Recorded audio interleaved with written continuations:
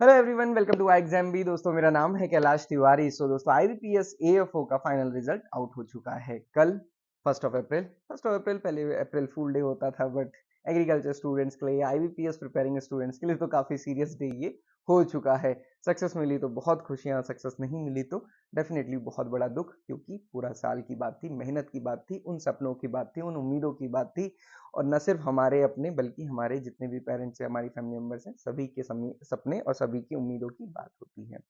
कुछ कुछ चीजें यहाँ पे समझना बहुत जरूरी है, वहाँ वो चीजें हम डिस्कस करेंगे, क्योंकि थंबनेल में भी मैंने आपको लिखा है, सक्सेस का क्रेडिट तो हर कोई ले सकता है, या आप भी हर किसी को दे सकते हैं। पेरेंट्स भी हैं, फैमिली भी है, फ्रेंड्स भी हैं, टीचर्स भी हैं, ग्रेजुएशन सभी लोग हैं, सबको दिया जा सकता है। फेलियर की क्रेडिट की बात कौन करेगा, उसकी जिम्मेदारी किसकी होगी? एक चीज समझिए, मैंने आपके साथ शेयर भी किया था टेलीग्राम में। जो फेलियर होता है वो आपका अपना होता है, सक्सेस सबकी होती है। ये चीज बहुत समझने की बात है। मतलब क्या है? जो फेलियर होता है ना, वो हमें बताता है कि कुछ ना कुछ तो गड़बड़ रह गई, और अगर इसको हम चेंज करेंगे तो हम बहुत अच्छा या बहुत आगे बढ़ सकते हैं। मैंने कल भी आपको एग्जांपल दिया थॉमस अल्वा एडिशन का, और साथ ही साथ हेनरी फोर्ड का। हेनरी फोर्ड ने खुद कहा है कि हर फेलियर के बाद मैंने कुछ ना कुछ ऐसा चेंज किया और इंटेलेक्चुअली चेंज किया कि मुझे बड़ी सक्सेस मिली। थॉमस अल्वा एडिसन को बल्ब को डिस्कवर करने में 100 से ज्यादा उनके फेल्ड अटेम्प्ट्स थे। तो अगर वो सेम चीज रिपीट करते तो क्या 100 अटेम्प्ट में भी वो मिलता, या वो पहले या दूसरे या तीसरे अटेम्प्ट में ही मायूस हो जाते, तो क्या वो पहुंच पाते? तो अगेन, चीजों को छोड़ने से नहीं होता, बट पूरी तरीके से समझने से होता है। दोनों बातें हैं यहाँ पे। एक बात ये है कि हमारा अगर सिलेक्शन नहीं हुआ, क्योंकि जैसे हम एक कॉइन को टॉस करते हैं, हेड आता है या टेल आता है, कोई भी चीज आपके हाथ में नहीं है। एग्जाम में आप अपीयर होते हैं, या तो सक्सेस मिलेगी तो फेलियर मिलेगी, बहुत हद तक आपके हाथ में है। दोनों रीजन हो सकते हैं, या तो कहीं ना कहीं मेहनत में कमी रह गई, या फिर नियति को कुछ और ही मंजूर है, मतलब आपकी डेस्टिनी कुछ और है। तो दोनों ही चीजों में हमें इलेबोरेशन करने की जरूरत होती है, ये देखने की जरूरत होती है कि हमारे पास ऑप्शंस क्या क्या हैं। ओके। अब जब मैंने कहा कि सक्सेस का क्रेडिट की बात, क्योंकि मैं कोचिंग इंस्टीट्यूट से हूँ, मैं आपका मेंटर हूँ, तो आपको पता होगा कि हम कंपेयर भी करते हैं कि किस कोचिंग इंस्टीट्यूट से कितने सिलेक्शन हुए। मुझसे भी किसी ने पूछा। मैंने 2 चीज़ें उस समय, जब मेरे से किसी ने पूछा कि सर कितने सिलेक्शन हुए इस बार, तो मैं काफ़ी देर तो सोच में पड़ गया, क्योंकि एक तो मेरे पास नंबर नहीं था, मतलब हमारी टीम लगी है अभी ढूँढने में। हमारे पास एक क्या कंस्ट्रेंट रहता है, बहुत सारे बच्चे स्टूडेंट्स ऑनलाइन एनरोल करते हैं। एक बहुत डायरेक्ट कनेक्ट वो ऐसा नहीं होता है। हमारे पास डिटेल्स ऐसी नहीं होती कि जिससे हमको रिजल्ट पता चले। अगर सिर्फ नाम से रिजल्ट आए तो शायद हम पता भी कर सके, क्योंकि वहाँ पे आईबीपीएस की वेबसाइट पे जाके आपको पता है डेट ऑफ बर्थ और रोल नंबर वगैरह चाहिए, डिटेल्स चाहिए। वो डिटेल्स कहाँ से मिलेंगी किसी की? हम एक सिर्फ मेल अपने एनरोल्ड यूजर्स को भेजते हैं जिन्होंने इंटरव्यू दिया हमारे प्लेटफॉर्म में, या जितने भी स्टूडेंट्स इंटरव्यू तक सेलेक्ट होके आए, प्रीलिम्स के बाद, मेंस के बाद, इंटरव्यू तक। और जिसका रिप्लाई आता है हमें उनके बारे में पता रहता है, या जो मुझे खुद से टेलीग्राम में बताता है। तो हमारे पास एक थोड़ा-सा लिमिटेशन रहती है। बहुत सारे वो तो नहीं है हमारे पास कि सबके जितने स्टूडेंट्स हमारे प्लेटफ़ॉर्म पे एनरोल्ड हैं, हम सबके सबके जाके देख लें, वो बहुत मुश्किल है, और वो है नहीं बेसिकली। हमारे लिए थोड़ा-सा चैलेंजिंग है। बहुत सारे इंस्टीट्यूट्स के पास वो सारे डेटा रहता है। आप सभी को पता है कि हर कोई वो माँग लेता है, तो उनके लिए बहुत ईज़ी होता है देखना। हमारे पास थोड़ा मुश्किल होता है। इवन हम इंटरव्यू में बोलते हैं स्टूडेंट्स को कि एप्लीकेशन फॉर्म या फिर अपना बायोडाटा दो, ताकि हम आपका इंटरव्यू ढंग से ले सकें, बच्चे वो भी नहीं देते हैं। अगेन वो सारी चीज़ें चलती हैं। अगेन इम्पोर्टेंट क्या है? सिलेक्शंस का नंबर तो खैर अभी मिल जाएगा, हम अपनी इमेजेस शेयर करेंगे, हमारी टीम उसमें लगी ही है। कल भी हमने अमूल की स्टोरी आपके साथ शेयर की थी, अभी शाम को भी और स्टोरीज आपके पास आएँगी। एक नंबर तो आपके पास आ ही जाएगा, बट उस नंबर से क्या होने वाला है? सक्सेस स्टोरी तो अगर आप आईबीपीएस एएफओ की कहेंगे, तो मैं ही खुद अपने आप में एक सक्सेस स्टोरी हूँ। सक्सेस स्टोरी मतलब क्या? जिसने एग्ज़ाम क्लियर किया। मैं हूँ, मेरे बहुत सारे फ्रेंड्स हैं, मैंने अपने साथ में बहुत सारे स्टूडेंट्स को देख लिया।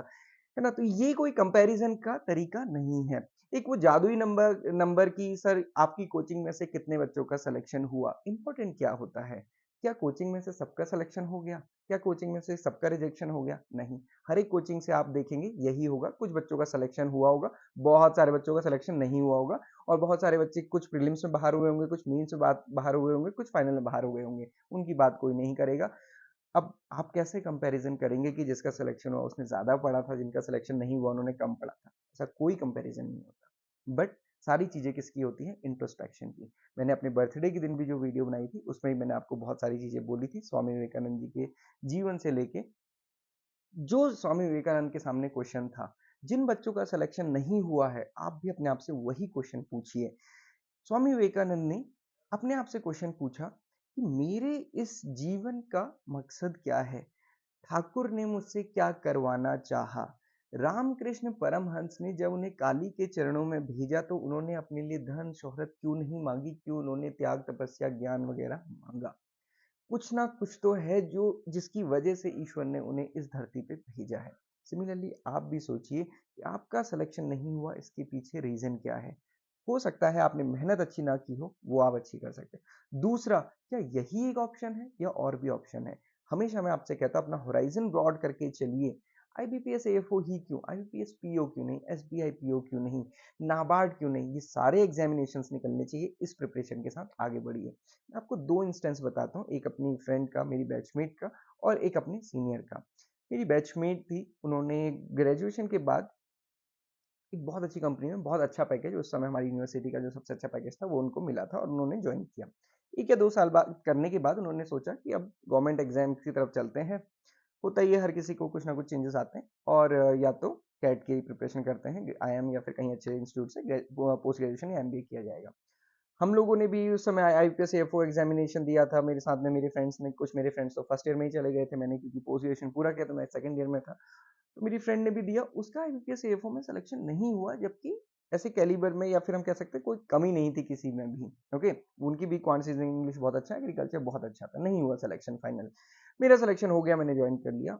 मैंने बाद में अपनी फ्रेंड से डिस्कस किया तो उन्होंने बोला अब मैं ना आईबीपीएस एफओ दूंगी ही नहीं। उन्होंने नेक्स्ट ईयर नाबार्ड की प्रिपरेशन की, कैट की प्रिपरेशन बहुत अच्छी की, आईबीपीएस पीओ और एसबीआई पीओ की प्रिपरेशन की। बहुत कुछ हद तक सक्सेस मिली, but final success next year भी किसी में नहीं मिली। बट उन्होंने फिर भी डिसाइड किया था आईबीपीएस ईएफओ तो मैं नहीं दूंगी, क्योंकि जब मेरे साथ में सभी का हो चुका है तो मेरे में कुछ ना कुछ तो डिफरेंट है कि जो मैं अलग करूंगी। क्योंकि 2 या 3 साल बाद प्रिपेयर करने के बाद भी अगर आईबीपीएस एएफओ में ही आना है तो फिर क्या फायदा? ये देखिए कितनी बड़ी विल पावर की बात है। ऐसा हम बहुत कम सोच पाते हैं। हम ये सोचते हैं कि इस बार नहीं हुआ तो फिर से करेंगे, इस बार नहीं हुआ तो फिर से करेंगे, बट उसी चीज को करते हैं। चेंज बहुत ज्यादा जरूरी है। नेक्स्ट ईयर उन्होंने चेंज किया, उन्होंने नाबार्ड को टारगेट किया, आरबीआई को टारगेट किया।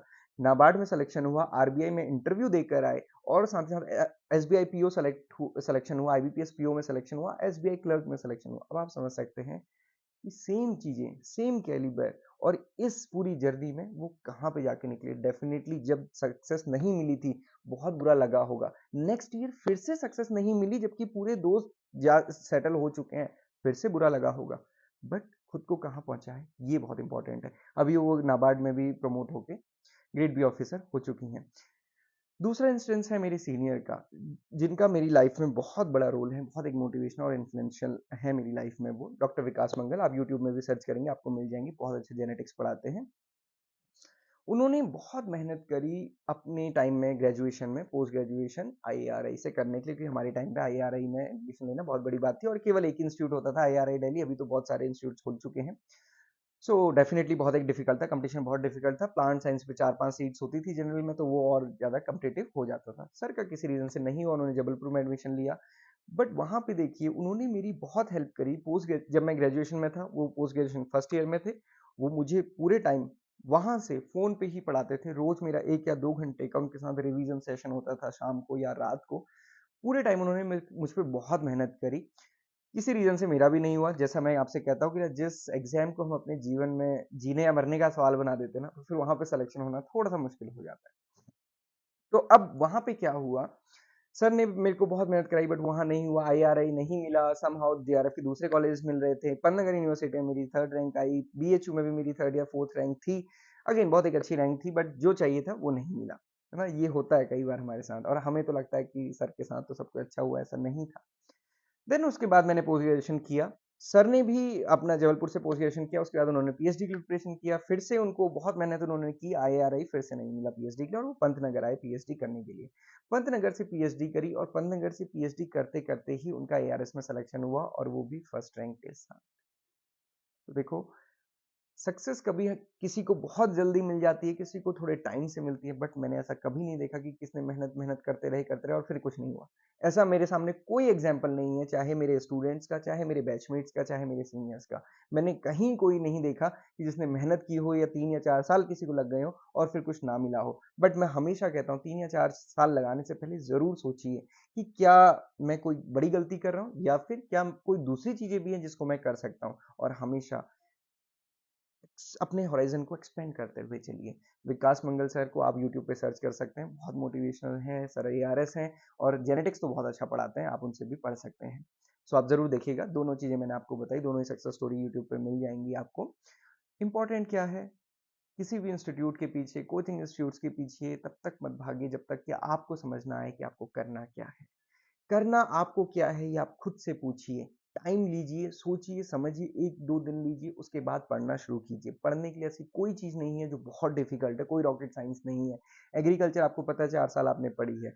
बहुत अच्छे से अपनी प्रिपरेशन कीजिए। सक्सेस स्टोरीज़ किस इंस्टीट्यूट की कितनी है उससे कोई बड़ा फ़र्क नहीं पड़ने वाला है। किसी इंस्टीट्यूट की अगर बहुत ज़्यादा सक्सेस स्टोरीज़ भी हैं तो उससे आपके सिलेक्शन होने या ना होने के कौन-सा चांसेस डिसाइड हो जाते हैं? कभी नहीं होते हैं। ये खाली कहने की बातें होती हैं। डेफिनिटली हमें एक मोटिवेशन मिलता है कि हाँ, इस इंस्टीट्यूट से बहुत बच्चों का सिलेक्शन हुआ है तो हम भी करेंगे। बाकी आप बहुत सब समझदार हैं। अगर हम बात करें 12th के बाद नीट या जेईई में, हम देखते हैं कितने बड़े-बड़े इंस्टीट्यूट्स हैं, वहाँ पे लाखों बच्चे उन सपनों के साथ जाते हैं, बट सिलेक्शन अगेन कुछ का होता है। बहुत सारी चीज़ें होती हैं, बहुत सारी चीज़ें हमारी लाइफ में हमारी लाइफ को भी डिसाइड करती हैं, इसलिए बहुत ज़्यादा हम चीज़ों को सोचना नहीं है।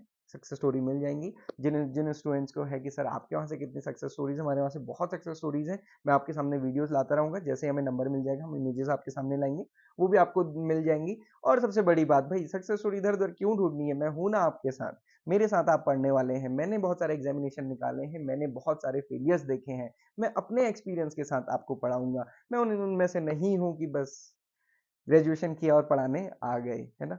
ग्रेजुएशन के बाद भी मैंने पढ़ाया था अपने जूनियर्स को अपने कॉलेजेस में, ना पोस्ट ग्रेजुएशन करते हुए मैंने अपने जूनियर्स को पढ़ाया था और आज मैं आपके सामने पढ़ा रहा हूँ। बाकी चीज़ें आपको डिसाइड करनी है, हो सकता है मेरी बातें आपको बहुत अच्छी लगे, हो सकता है आपको बिल्कुल भी अच्छी ना लगे। अगेन जो भी चीज़ है आपको उसको सेलेक्ट या रिजेक्ट आप ही को करना है।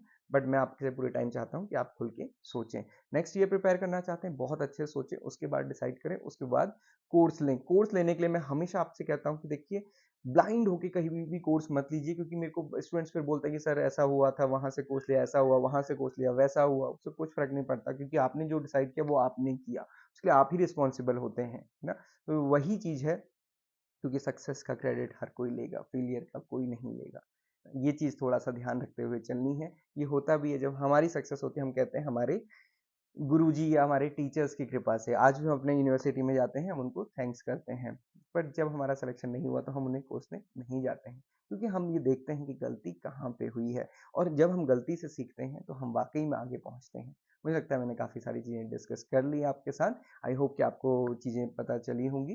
किसी का कोई भी डाउट, क्वेरी, क्वेश्चन है, मैंने कल भी आपसे कहा था, आप मुझसे कनेक्ट कर सकते हैं, टेलीग्राम में आप मैसेज कर सकते हैं, मुझे कॉल भी कर सकते हैं, कोई दिक्कत नहीं है। थोड़ा-सा मैं लेट रिप्लाई या फिर लेट आपको कॉल में रिप्लाई कर सकता हूँ, बट डेफिनेटली मैं आपको करूँगा। So all the very best. बहुत अच्छे से प्रिपेयर कीजिए, इस साल की प्रिपेयर करना चाहते हैं, एग्जाम भी डेफिनेटली आपको बेस्ट कोर्स देता है, जैसा कोई भी नहीं देता, बट वो आपको खुद से देखना है कि कैसे। मैंने पूरा डिटेल वीडियो में बताया था, डेमो देखिए, उसके बाद डिसाइड करके लेना है।